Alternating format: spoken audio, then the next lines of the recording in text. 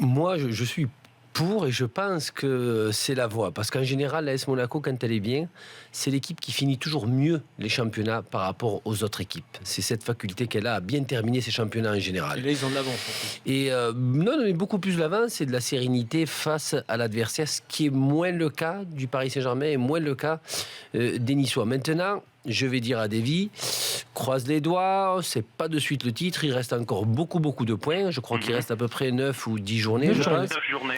9 journées, donc ça fait quand même 9 matchs. Et puis, on ne sait pas toujours la joie ou la déception suivant ce qui va se passer après le retour de Manchester City.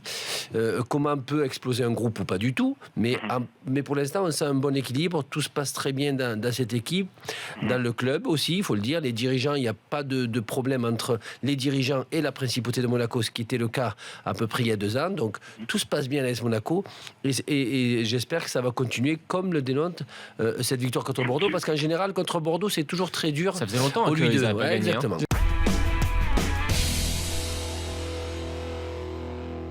Un mot quand même sur ce Rennes-Dijon et sur la performance des Rennais, parce qu'une nouvelle fois, toutes les semaines, on lui dit la même chose.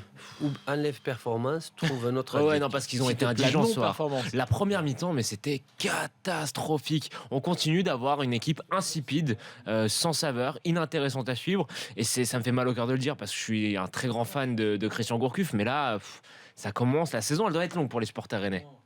Je ne sais pas si elle est longue pour les supporters ou les joueurs, mais non, c'est toujours pas évident pour un club, une équipe, d'avoir un non-objectif quand tu joues. Ils sont en roue libre. Quand tu as le maintien, tu as l'objectif du maintien, tu te défonces, tu es content après un match nul à l'extérieur, après une victoire, ça fait du bien. Quand tu as les places européennes, voire place de Champions League ou le titre, je comprends. Mais cette équipe de Rennes, est-ce qu'elle a vraiment des objectifs ou c'est juste pour jouer en Ligue 1 et avoir la meilleure place? Je sais pas, mais arrive un moment. C'est de l'argent, Ali. Hein. Non, mais ça se ressent. Ouais, ça se ressent. Mais oui, chaque classement, c'est de l'argent. Mais ça se ressent, c'est dommage.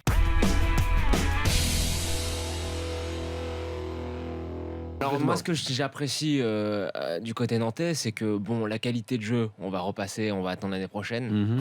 Mais ce qui est génial, c'est cette abnégation dont fait preuve l'équipe. Le mérite de Conceição pour l'instant, c'est l'abnégation du temps, c'est d'avoir su insuffler un état d'esprit guerrier à cette équipe qui semblait un peu morte. Mais ça fonctionne. Éteinte. Non, ça fonctionne. Pas qui semblait, qui était mort. Qui était éteinte, exactement. Et ça fonctionne. Alors maintenant, va falloir attendre après avec une intersaison complète, avec un recrutement complet pour voir s'il y a mieux à faire du point de vue du jeu. Mais en tout cas, chapeau bas à Conceição pour avoir réussi ça.